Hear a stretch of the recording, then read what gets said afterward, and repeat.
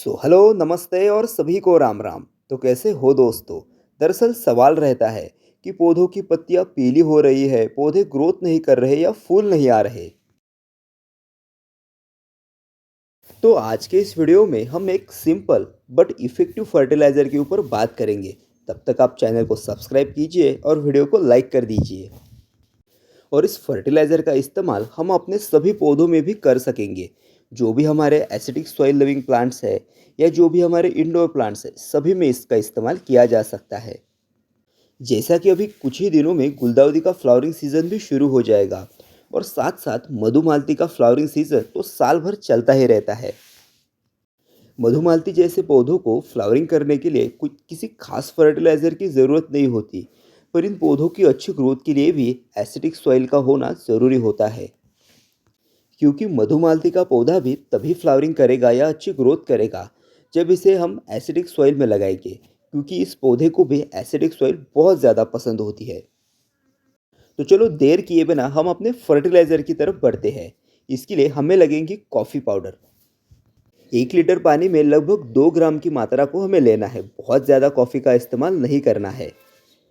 और फिर इस कॉफ़ी वाले पानी के साथ ही हमें मिलानी है मैग्नीशियम सल्फेट, 2 ग्राम 1 लीटर के हिसाब से। यहाँ पर दोनों ही चीज़ों को हमें 2-2 ग्राम ही इस्तेमाल करना है 1 लीटर पानी में। और फिर इस मिश्रण को अच्छे से मिक्स कर लेना है। इसे ना 24 घंटे रखने की ज़रूरत है और ना कुछ, हम डायरेक्ट इसका इस्तेमाल पौधों की मिट्टी में कर सकते हैं।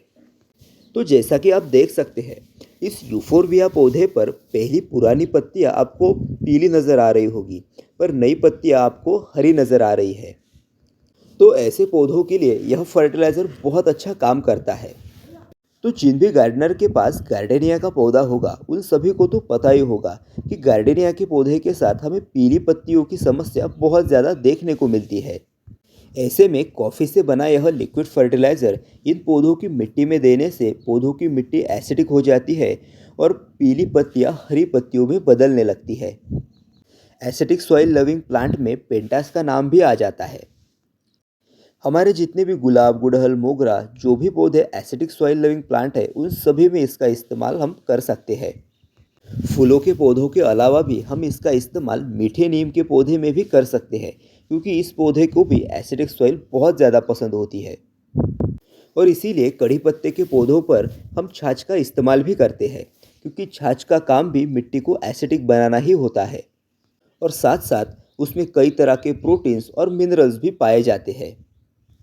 पौधों पर कॉफ़ी का इस्तेमाल पौधों की मिट्टी को एसिडिक बनाएगा और मैग्नीशियम का इस्तेमाल पौधों में होने वाली पीली पत्तियों की समस्या को पूरी तरह से सॉल्व कर देगा।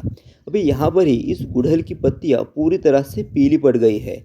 इसका इस्तेमाल करने से कुछ ही दिनों में यह पौधा पीले से हरे कलर में बदल जाएगा। वैसे अगर देखा जाए तो सभी तरह के पौधों के लिए, चाहे फूलों वाले पौधे हो या फलों के पौधे हो, सभी को उनकी अच्छी ग्रोथ के लिए एसिडिक सॉइल की ही ज़रूरत होती है।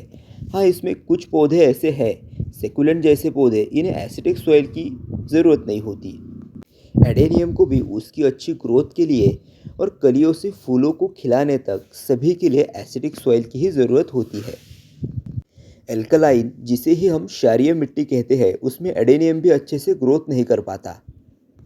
इस एडेनियम के पौधे में पौधे की हर एक ब्रांच पर कलियां बन रही है और पौधा कुछ ही दिनों में खिलने लग जाएगा।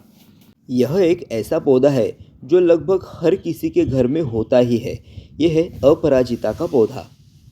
अगर इस पौधे में तेज़ी से ग्रोथ चाहते हो और साथ में फ्लावरिंग भी, तो इस फर्टिलाइज़र का इस्तेमाल इस पौधे में एक बार ज़रूर करके देखिए। वैसे आसानी से और कम खर्च में बनने वाला यह फर्टिलाइज़र पौधों पर बहुत अच्छा रिजल्ट आपको दे सकता है। अपराजिता का पौधा साल भर खिलने वाला पौधा है, पर इसमें सर्दियों के दौरान इस पर फूल कम आते हैं और फूलों का आकार भी कम हो जाता है। सीजनल फूलों वाले पौधे, इनको क्विक फर्टिलाइज़र की ज़रूरत होती है, क्योंकि इनका फ्लावरिंग सीजन भी लिमिटेड होता है। ऐसे पौधों के लिए यह लिक्विड फर्टिलाइज़र बहुत अच्छा काम करता है। अभी बरसात में बालसम बहुत अच्छे से खिलते हैं और फिर आगे जैसे ही सर्दियाँ शुरू हो जाती है, ये पौधे अपने आप ही मरने लगते हैं। यह पौधे जितने समय तक भी हमारे गार्डन में रहेंगे, उतने समय तक बहुत सारे पॉलिनेटर हमारे गार्डन को भी विजिट करते रहेंगे। तो चलो आज के लिए बस इतना ही। फिर मिलते हैं किसी नए वीडियो में किसी नए टॉपिक के साथ। तब तक आप देखते रहिए gardening info. Subscribe gardening info.